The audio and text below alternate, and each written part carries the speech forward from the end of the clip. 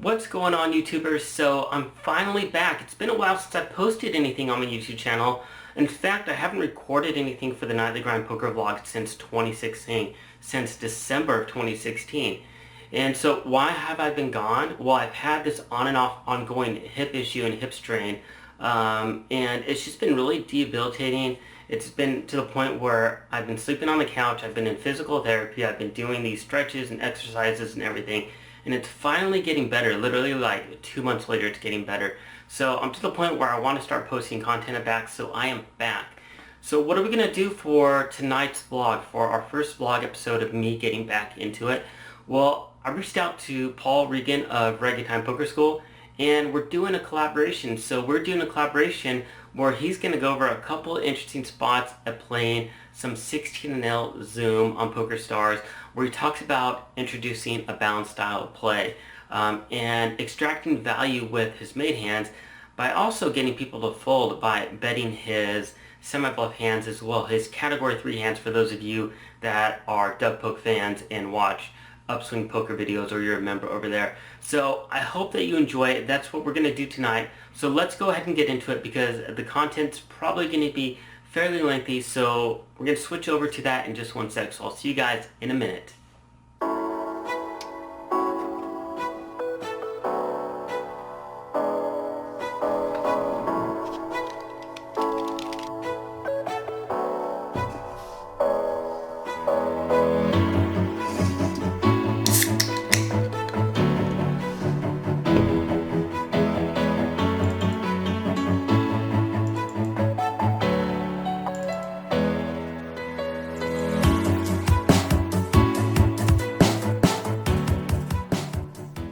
All right, so I got Paul on the line, and Paul has a couple hands that he played on PokerStars 16-0 in the Zoom pool, and he's going to go ahead and take us through a couple interesting spots to discuss balance in this play. So Paul, go ahead and take it away. Hello. Yeah, we've got two hands here. We're going to start with the hand that we chose to bluff with, and we opened 10-9 suited under the gun. I think it's pretty standard now for most regulars to be opening this wide under the gun. It's not mandatory for you guys, especially the guys who are just like learning the basics. We don't have to open this wide, but I think it's pretty standard in most grinders under the gun range. We just pick up one caller from middle position, and we catch a flop flush draw. And I think we're always going to be bluffing with our non-nut flush draws here. Just to like put pressure on his middle pairs, just to put pressure on his like ace highs that are missed, all those types of things. And because we have this, like, we're always going to be able to fire 2 streets, maybe 3 streets with this. It's not like we're going to have to back off on the turn. If we wanted to fire a bluff here, and some guys might fire a c-bet here with ace jack off suit with no hearts, which I think would be a pretty bad c-bet, because that it just doesn't give you any opportunities to keep the pressure on the turn unless you hit an ace or something like that. So yeah, this is definitely the sort of hand. Well, as soon as I see this flop, I'm usually thinking I'm probably going to go 3 streets here, because I'd want to go 3 streets with 2 aces here too. I don't want to go 3 streets with my, like, obviously any sets that I've got. I want to go 3 streets with ace, king, king, queen. So there's plenty of hands that I want to go 3 streets of value with. So in that case, I think when we flop a flush draw, we kind of need to be going 3 streets with that flush draw too, just to make sure that we are like at least somewhat balanced. It's not going to balance us perfectly, I guess, but it's going to at least make us somewhat balanced and keep our opponents off guard. Yeah, so getting back to you opening 9-10 suited under the gun, also another concept to be in balance is that when we open hands like these suited connectors, it allows us to be balanced, so people aren't fully aware of what our range is. That's why we put hands like that in.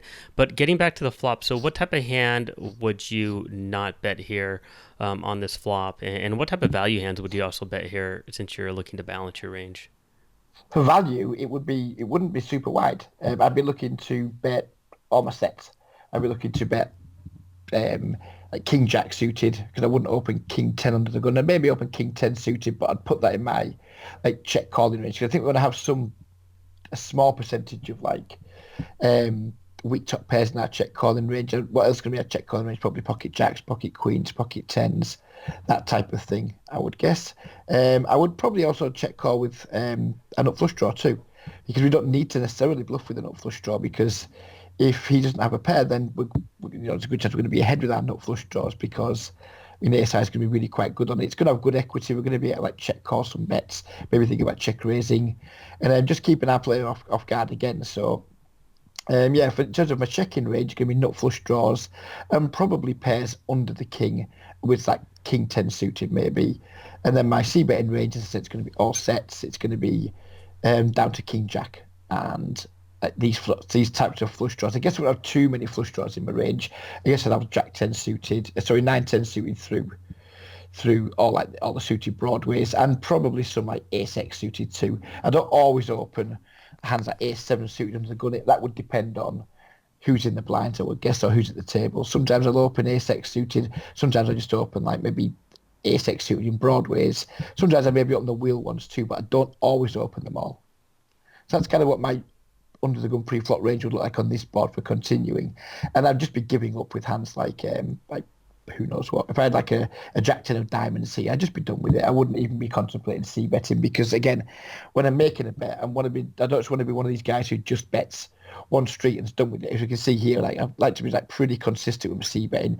My c bet's actually quite low, but I've been following a lot of Doug Polk stuff lately, and I think that leads you to have like less flop c bets, but then gives you more opportunities to maintain aggression through the streets.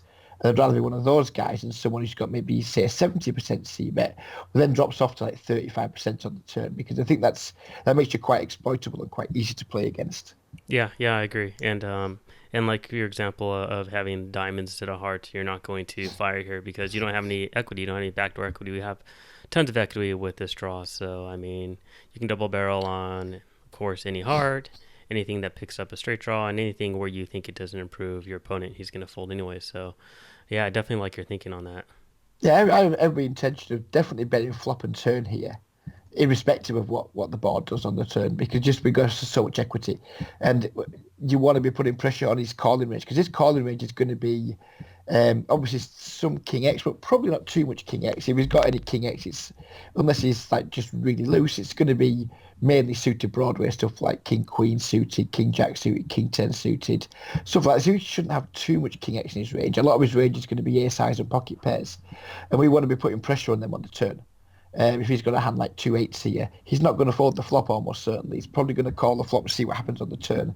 And we want to be able to keep putting pressure on those types of hands like 2-8s, 2-9s, or basically anything that isn't King X. Maybe even pocket 10s is going to fall to a triple barrel here. Yeah. Maybe pocket jacks and queens don't too often. But any pocket pair like 10s and lower that doesn't improve is going to fall to three barrels, but they might call two. So I think it's really important that you have the courage to like fire the third bet, even on this like really crummy run out. It's not the best of run outs for bluffing on, because our value range doesn't really improve very much because of the way the boards run out. It's like we don't have jacks very often, for example, because we probably wouldn't see bet jacks. We certainly wouldn't double barrel jacks. So our value range is like pretty thin on the river.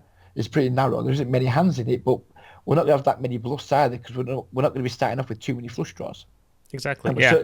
And we're what you certainly not going to have also, like straight draws. Sorry. oh, But go on. you say the jack is pretty thin, but you also, king jack is in the bottom of your triple barreling range against Yeah, this guy that yeah. looks to be a bit of a fish. So, it actually is a decent card for you from your value perspective from balancing your range. So, yeah.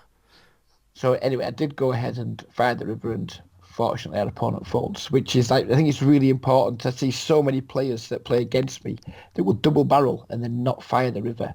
And I think you're making a huge mistake. I think a lot of the profit in the turn barrel is that you get to your opponent to put more money in the pot with hands that are just going to fold the river. And if you don't fire it, you can make life too easy for your opponents to just outplay you in position.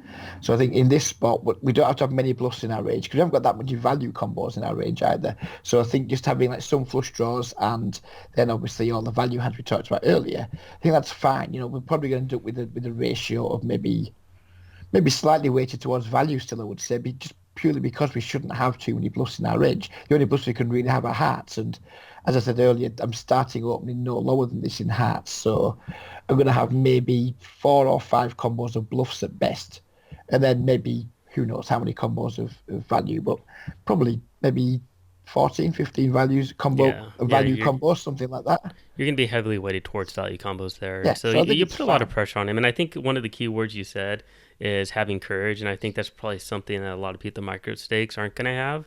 And especially when you're talking about being balanced, because I think being balanced is probably a newer concept to Micro Stakes players, not understanding being balanced. And I mean, you're gonna kind of tie this all together with the next hand, just to show why it's important that you triple barrel in this spot. Yeah. Okay. So we put the next hand up. So this time we have aces, and we're in position this time. So it's somewhat different, but I think it's just very similar kind of concept to what we just talked about. We open the aces and we get pretty dry flop. I mean, but we are multi-way. Obviously, that's set to in everyone's ranges. Not too many straights at this point. You wouldn't have thought only like the 9-6 is a straight at the moment, and the 4-6, which there's not that many combos of that. But it's like it ties in with the 10-9 hand because of the 7-8 thing of it. So if I had 10-9 suited again here, I would be taking exactly the same line. I would be looking to, I'm going to bet 2, possibly 3 streets, probably 3 streets with my 10-9. So then we can balance that off against, without like value bets like our aces, our sets, our kings, our queens, things like that. So this hand plays out pretty much exactly the same as the last hand. In terms of we bet the flop for value this time rather than bluffing. We bet the turn for value rather than bluffing, and then we bet the river for value. Whereas last time we were bluffing, we expected our opponent to fold. This time we're kind of hoping he calls, and obviously this guy makes a pretty loose call with the 5-5. But I hope it demonstrates that even when we do get picked off with our 10-9 bluffs, as long as we're balancing that with going for some thinner value with aces here, because I think lots of guys would just check back aces on this river. They see like lots of straight potential, lots of sets, lots of 2 pairs, and they wouldn't have the courage to like go for the thin value on the river. But if you're going for the bluffs that we did in the previous hand, then you can go for more thin value too. And I think, again, it comes back down to courage of just not giving up with your bluffs and then having the courage to also go for thin value. And it just makes you a way harder player to play against, because I think some of the players that come to me, some of the biggest leaks are on the river. Either not bluffing enough, not going for thin value enough, and just generally being way too passive on the river. I see people's aggression stats being something like 35% aggression frequency, 35% aggression frequency, and they drop off to maybe 15 or 12% on the river. And I think they make life too easy for their opponents too often. And crucially, they just cost themselves money by not bluffing enough and not value betting enough. Yeah, and I think here on this river too, you're going to be super polarized, and I think you're going to have a lot more bluff combos and value combos here. Like you said, of course, 9-10, you're going to have 8-9, you're going to have 7-9, you're going to have 5-6, 4-5. You're just going to have lots of just whiffed rivers here. Yeah, I'm going to have a lot of like ace-x clubs too. That's like sin like when you get on the true. flop. You're going to have the clubs as well. Sin like the backdoor equity. Then obviously we turn, if we had like ace 10 of clubs, for example, which is a hand I would definitely see where this flop with. I'm probably going to trip once that 3 of club comes. Again, some club draws now come into my triple barreling range. Exactly, yeah. So I can have lots of bluffs here. So in spots where you can have lots of bluffs, which we certainly can, you just have to be going for the value with the aces. But I'm sure you've seen it too, and all the guys watching, there's some people check back hands like aces all the time here because they're just too scared of betting and getting raised on the river, I guess. Or they come out with like what's my current least favourite cliche in poker, which is I don't think worse hands will call, when we see it time and time again. I think that's one of the most damaging cliches currently going around the poker network, especially in micro stakes, is people will use that as an excuse to just not value bet thinly enough. And I think it's a big mistake that costs a lot of the people that are playing the games an awful lot of money. Yeah, and I'd have to say you're very gifted at getting people to call with the oddest, weirdest, weakest hands that I've ever seen. So maybe that's a good follow-up video for this, because it is a cliche. It's a micro stakes. People call. This is PokerStars Zoom, and people call super light. So I don't know if it's the phenomenon of Doug Poke and Upswing Poker and teaching people to play balance, or you're starting to get called down a lot thinner because people are playing balance. But I mean, this shows perfectly spots where you balance one hand with your bluffs, so you can get called off and snapped off later with a weak hand when you're sitting there with pocket aces. Yeah, I think look at this from our opponent's perspective, though. He can fold this hand on the river because he's going to have better hands to call down with than 5-6 here. I think he's too far down his range to call. I get he has to call the flop. I get that he has to call the turn. But I think he can look at this, and to use like a Doug Polk kind of like way of looking at it, his hand's category 2 pretty much all the way. He could be category 3. It's almost category. It's to the point where it's almost a category 4. I mean, it's the bottom of category 2. I think on the flop and the turn, you could use it to semi-bluff with. Yeah, on the But on turn, the I think river, it's a good semi-bluff. Even on the flop, it's a good semi-bluff for him for category 3. But yeah, I I think on think. the river, it just has to be in his check fold range because he's going to have way better hands in his range. He's going to have some of the Hmm. straights. He's going to have some of the sets. He's going to have some of the two pairs. And he doesn't need to call as wide as 5-6 here. What people do, and this is why we should be value betting thin. Yeah, we're going to get on sometime when someone turns up with the 7-8 that they've got scared with, or someone's got like the 5-3 of diamonds or something. So we are going to get on sometimes when we bet thin for value, but that's kind of what thin value does. Sometimes we do lose. That's what makes it thin. But it Exactly. shouldn't mean that we're afraid to go for it because, as we said, it does allow us to bluff wider then too. Yeah, and it It doesn't just have to makes work us, all the time either. of That's the course, other not. concept. And I think people just get too result orientated. They'll maybe try and bluff a couple of times. They maybe won't pick the best spot to do it in.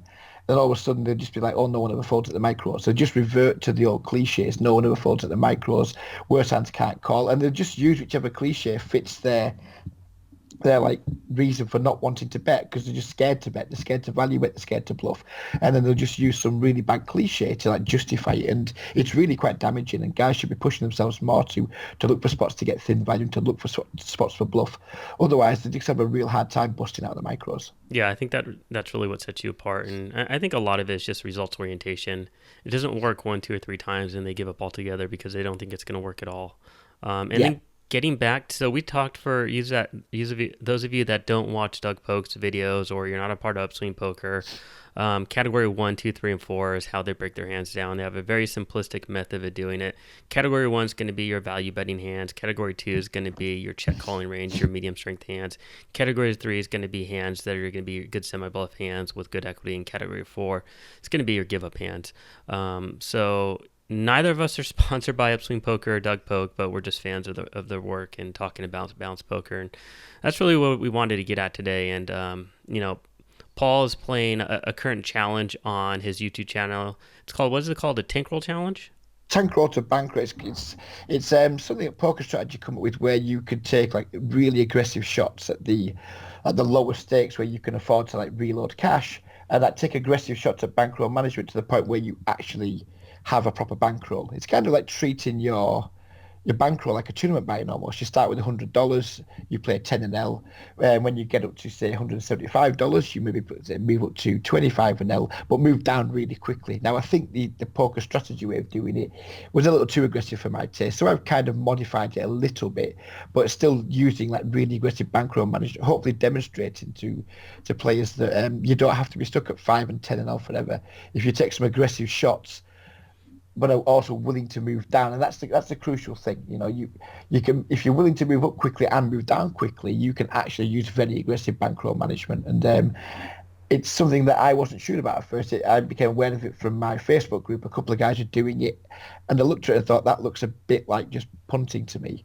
But now I've done it, I think it's got merit for players that are already winners. If you're a losing player, don't even think about trying it. But if you're a winning player that's just struggling to like smash up a roll, especially if you're someone who like withdraws now and again just to kind of like treat yourself or treat the wife or treat the kids or something, I think using aggressive bankroll management at the lowest limits is something you could definitely consider doing. Yeah, I agree. I think if your risk of ruin is really low, if you have a good win rate, if you're winning at 5 and L and 10 and L above 10 BB per 100, then it's probably something you can definitely take a shot at. And Paul, you're up to 25 and L. It's been, what, a week and a half? Up to over 400? It's been pretty quick. Up to 471. I was up to over 500, but I just lost $40 on my last session. I started on Unibet, I think, with 117 euros because I just randomly what I'd had in my Unibet account. I think I got up to about 200 and something on Unibet, transferred to PokerStars this week with, I think it started with $218 on PokerStars, playing 16 and L. Within two 16 L sessions, I'd got to over $300, and then from $300, I've managed to win remarkably high win rates. It's been a lot of run good. If we just bring this up for a moment and we clear the filters, we just do the date range of this week. This is how it's been this week on just on PokerStars. Yeah, For me, it's you can pretty see nice run good right there. It's insane. I've had some run good. I mean, I think I played well too. Yeah, you have played well. I've watched some of your videos. I'd have to say you played really well, and it shows that PokerStars is beatable. Yeah, it absolutely is. And let's say until this like most recent session, what the heck is going on with this? Clear filters, I guess. Looks like it zoomed in. There you, I'm not sure what I'm doing with this. And then just this week, yeah, that's how it's been. I wish we had this little downtick here, but yeah, I'm really pleased with how it's gone. I was expecting the Zoom games to be a little bit tougher, but having said that, I've done quite a bit of work on the game lately and working on being balanced because, as you know, I used to be very unbalanced. They used to play in really soft sites and look to play like a really exploitable style, looking to exploit others. But as someone who makes a lot of videos for YouTube and people want PokerStars videos, I put quite a bit of work in to try and become more balanced. And since playing the games with using a much more balanced strategy, I found them not to be as tough as I first thought they were. So who knows? Maybe I've just been running good. So I mean, games always feel softer when you run good, don't they? But I guess time will tell. I mean, obviously 5,000 hands is nothing. It's not even a sample size you can even consider like taking any kind of stock from. But the games just feel like they're going to be beatable 4, 5, 6 big blinds, 100. And that's just by playing a pretty basic balanced strategy. We're not doing anything special. I'm certainly not reinventing fire. I think my stats are not super I'd aggro. say you're playing a balanced strategy with an exploitative twist, and you're not getting out of control either. With the couple of videos that I've watched you play, Oh, everything's under control. 22, 17, 8, 3 bet. I mean, it's just standard tag, isn't it? Yeah, There's nothing. I say nothing too I'm not crazy there. reinventing fire. I'm not doing anything out of the ordinary. I'm No, just hopefully playing solid pre-flop ranges and then trying to be balanced post-flop. And if we get both of those things right, we're probably going to make money in the long term. exactly. Do you want to So, pull up your YouTube channel real quick to show the people and the um, videos you have available? So, those of you that haven't been over to his YouTube channel, you're on my YouTube channel. I'll provide a link, and then for Paul, you can pull it up, and then you guys can see how many here it videos he is. has. He has lots of videos, and he currently has his Bankroll challenge up. Yeah, I say it's not the biggest channel. My videos on average only get, anything between 100 to 200 viewers. But I stopped spamming them because site owners don't like you spamming, do they? So all my videos now, I don't spam them anyway. So they're starting to grow nicely. It's slow but steady. But having a successful YouTube channel, it is a long grind, and a lot of the time I do it just because I like doing it. I like making videos. It helps keeps me focused. I like having something to focus on. And some guys, not many, but some guys get something from them. So yeah, I think it's good. It does me good, and if it helps raise my profile and helps just bring the occasional student in, then it's all good. I just like doing it. It's just a nice hobby more than Yeah, anything yeah, else. yeah. It's a nice hobby. It makes you a nice side income, and you're also teaching people a lot of stuff for free on YouTube. So for those of you that haven't been over to his YouTube channel, go ahead and check it out. You'll be happily surprised with the quality of his content. And Paul does also offer microstate coaching, so you can check out his website as well, Regitime Poker. Just go ahead and Google it. So Paul, we are just over 20 minutes, so we wanted to make a short video. I'm going to call this short compared to your videos. 47 Yeah, minutes, an hour mine and do 20 ramble. minutes, right? Mine do ramble on a bit, yeah. I just play till I'm bored and then I stop and that's it. It's like I say, it's just a hobby. It's nothing much more than a hobby. So I don't care how long the videos are. It's just whatever. If I play it, the session lasts 2 hours, then the video lasts 2 hours. It's all fun. Yeah, yeah. Well, I appreciate this video. Let us know, people that are watching. So let us know if you like this video, if you liked Paul's commentary on his balanced style play on PokerStars. If you guys want to see more, let us know, and we'll see if we can collaborate and get some more. I definitely would think it'd be interesting and entertaining to show people some of the silly, wild calls that you've gotten from people with some of the oddest hands on some of these sites, especially in PokerStars. Would you like to show one now? Let's show one now. Let's The one let's I give think them a it's the bit of a one you liked. cliffhanger. Yeah. It's To the one to you liked earlier, wasn't it? This is this 16 and L or 25 and This is L? 25 and L. And this is PokerStars Zoom. This is PokerStars Zoom. He three bets, we four bet. He calls. And he just like jams over my C bet with his 5-4. I mean, people say poker's dying. It just isn't, is it? When people are doing stuff like that, yeah, it's Yeah. all good fun. And it said, I mean, you seem to think I got some magic trick of like You getting have in. you have a I don't magic think so. trick. I think I'm just lucky. I don't think there's any magic to what I've done there. I've just played my hands really straightforwardly, and I've been lucky enough to find someone who wanted to who just wanted to donate to me. So yeah, happy days. Yeah, good times, good times. And they say poker's dead, right? Well, apparently, but I'm still doing okay. So, and I'm just an old Nick, that's all. So yeah, I Oh. don't think he's staying just yet. Well, Paul, I appreciate it. we'll go ahead and sign off. If you guys like this video, please click the thumbs up. If you like Paul's content, go ahead and check out his channel. And if you're not subscribed to my channel, go ahead and subscribe. So thanks for watching, and we'll see you at the next video.